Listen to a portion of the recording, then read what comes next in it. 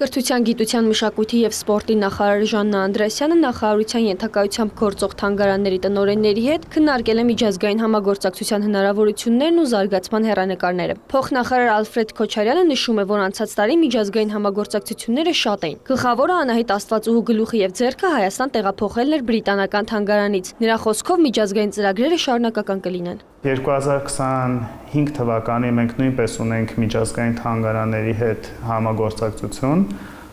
եւ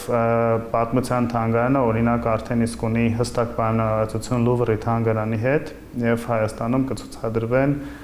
Լուվրի թանգարանից բերված նմուշներ։ Հաջողված էր անցյալ տարվա փորձը, երբ հայկական մի շարք մշակութային արժեքներ ցուցադրվեցին արտերկրում, նշում է փոխնախարարը եւ հավելում. 2025 թվականին հայկական ժառանգության ցուցանմուշները նույնպես դուրս կգան միջազգային ցուցադրության։ Հայաստանի պատմության թանգարանի տնօրեն Դավիթ Պողոսյանի կարծիքով նախարարի հետ հանդիպումը արդյունավետ էր, մեծ կարևորություն տրվեց միջազգային համագործակցություններին։ Ոչ միայն եվրոպական, այլ արևելյան Չինաստանի մեր գործընկերների հետ կա նմանատիպ բանակցություն,